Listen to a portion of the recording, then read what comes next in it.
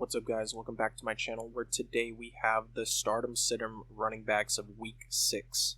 For the first game, we have the Titans and the Ravens in London, and I'm going to go ahead and I'm going to sit both of these guys. I know it's pretty shocking. Derrick Henry, you don't really think of him as being somebody that you sit, but the Ravens allow the 11th least points per game to running backs with just a little over 17. He's just barely 15th running back in fantasy, and he's averaging a career low in yards per carry. He just doesn't look like the same rusher, and Tyjae Spears is getting a lot more usage, which diminishes Henry's value.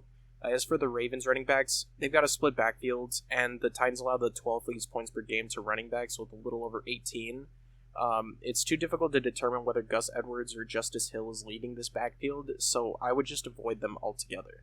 Up next, we have the battle of the B-Robs and the Falcons versus the Commanders. First, we have Bijan Robinson, who you're going to start. Washington does allow the 13th least points per game to running backs, but Bijan is currently the number 7 fantasy running back, and he averages 4 receptions and 30 yards per game receiving. That's just about 7 points.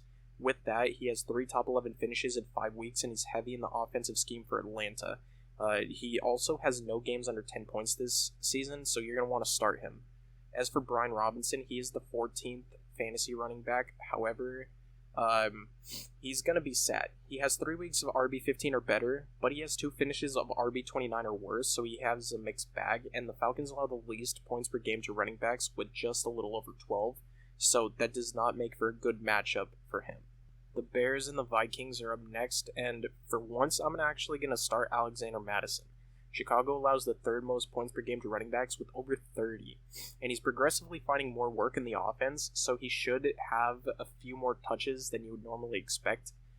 He has 1 game above RB16 this year, but this is one of his best matchups. It's pretty much boom or bust for him, and you can't get any more boom or bust than playing against one of the worst rush defenses in the NFL. As for Bears running back, you're going to actually sit both of them. There are only 2 active for Chicago this week. D'Onta Foreman is one of them, and he's coming back from injury. He's projected 12 points for some reason, but the Vikings allow the 8th least points per game to running backs, and I'm just going to avoid the backfield altogether. Up next, we have the Bengals and the Seahawks, and you're going to want to start both of these guys. Joe Mixon, he's an interesting one. The Seahawks allow 22.03 points per game to running backs, but they do allow the 2nd least rush yards to running backs with just 237 in 4 weeks. They've allowed more than 12 points per game to running backs every single week, though, and Mixon puts up consistent points even when Cincinnati was struggling, which it seems that they're starting to find their footing. As for Kenneth Walker, he's the number 12 fantasy running back. The Bengals have allowed the 5th most rushing yards to running backs with over 500, and they've allowed he has 5 touchdowns over the last 3 games. He's good enough for 3 straight top 15 running back finishes, and the running back points per game allowed by Cincinnati doesn't really show how bad their rush defense is. I think Kenneth Walker eats here. Next up, we have the Browns versus my favorite team, the 49ers, and we're going to go ahead and we're going to start CMC. Of course we are. He's the number 2 fantasy producer, number 1 running back in the fantasy. He has no finishes under running back 12 and 4 top 7 finishes. He has 8 total touchdowns this season and is averaging 5.15 yards per carry. He's a definite start. As for Jerome Ford of the Browns, the 49ers allow the 9th least points per game to running backs with a little under 17, but they do also allow the least rushing yards total in the NFL with 217. That's just like 40 per game. Ford has 2 top 7 finishes with Watson this season, but Watson isn't playing in Week 6, and he kind of crapped the bed when he wasn't playing, and we have P.J. Walker. We don't even know what's going to happen with that.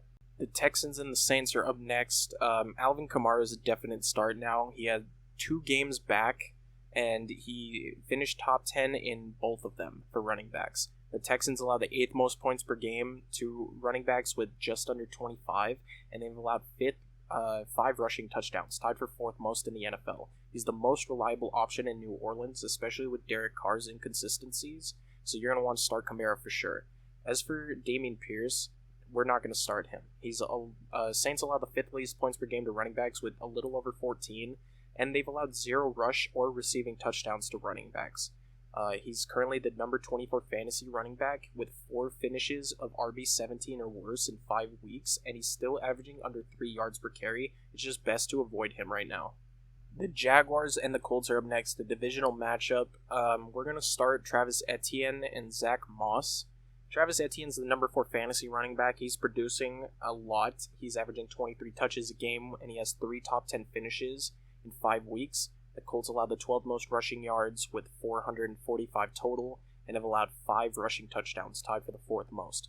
As for Zach Moss, he's the number 6 fantasy running back in 4 games. He didn't play week 1 versus the Jaguars the first time, but in the 4 weeks he has been producing.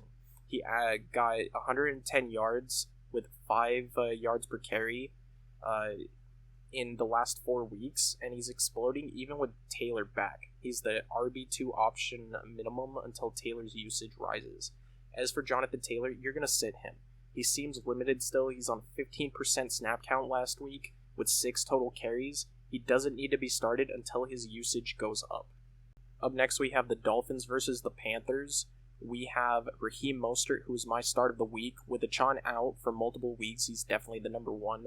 Panthers give up the 2nd most points per game to running backs with just under 30.5, and they allow the 3rd most rushing yards with 648. They've also given up 8 rushing touchdowns. That's the most in the league.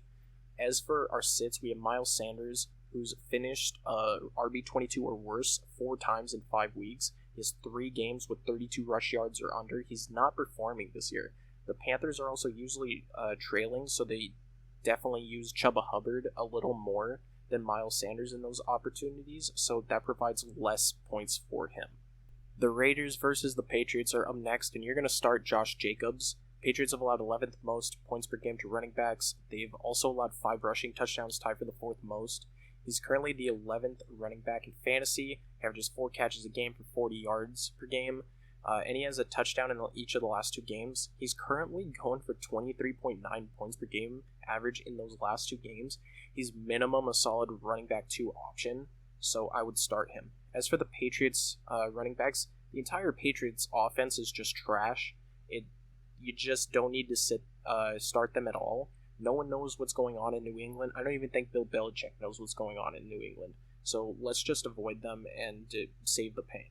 The Jets versus the Eagles are up next, and we're going to go ahead and start DeAndre Swift. The Jets allow the 9th most points per game to running backs. He's currently the 10th running back in fantasy. He's averaging 19 points per game since becoming the starter in Week 2, and the Jets have given up the 6th most rushing yards in the league. They've also given up the 3rd most receptions to running backs, so DeAndre Swift should be able to feast here. As for Breece Hall, the Eagles have allowed 3rd least points per game to running backs with a little over 13. They've also allowed the 3rd least rushing yards in the league with 246. As for his snap count, he's getting 50% of the snaps, even when he's going crazy for 177 yards.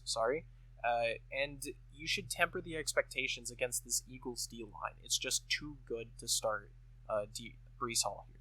Another divisional matchup here between the Rams and the Cardinals. Kyren Williams is going to be started. The Cardinals allow the 4th most points per game to running backs with 28.7. He's currently the 5th fantasy running back. Arizona has also allowed 4 receiving touchdowns to running back, tied the most in the NFL, and they've given up the most red zone touches to running backs. So ample opportunities here for Kyren. As for Amari DiMercato, he's going to be sat. The Rams allowed the 9th least points per game to running backs with a little over 18. He's filled in well for Connor in that last game, but Cincinnati's rush defense is terrible, so that's not really a great indication of how well he can do. Only teams with top 5 rush offenses in the 49ers and the Eagles have been able to produce top quality fantasy points against the Rams for running back, and his workload could be split with other running backs in the backfield, so I would just sit him. Next up, we have an interesting matchup here between the Buccaneers and the Lions. You're going to want to start David Montgomery, who's currently the number 9 fantasy running back, and he's missed a week. He's averaging 91 yards per game with 1 touchdown. He's playing too well to sit. He's a confident RB1 start until he slows down, but Tampa Bay does only allow about 19 points per game to running back, which is the 15th least. As for Rachaad White, the Lions allow the 2nd least points per game to running backs with 12.5, a little bit over that. They allowed the fourth least rushing yards total with 248, and he's projected 12 points, but he's only surpassed 11 points once, so I'm not sure where that projection is coming from. I would just avoid him. Next up, we have the battle for New York between the Bills and the Giants. We've got James Cook, who are going to start. He's only got 1 week under 10 points. The Giants give up 26.6 points per game, the fifth most to running backs. They've given up 679 rushing yards, which is the second most, and he's the number 16 fantasy running back. There have been a couple of red flags over the last couple of weeks, though, such as his snap count, but he's still a solid running back 2/flex this week. As for Saquon, even if he plays, you're going to want to sit him. There's too many uncertainties in this offense, such as a new quarterback, missing key pieces, etc. So he should just be sat for the time being until New York figures out what they need to do. And last but not least, we have the Monday Night Football matchup between the Chargers and the Cowboys. You're going to start both of these guys.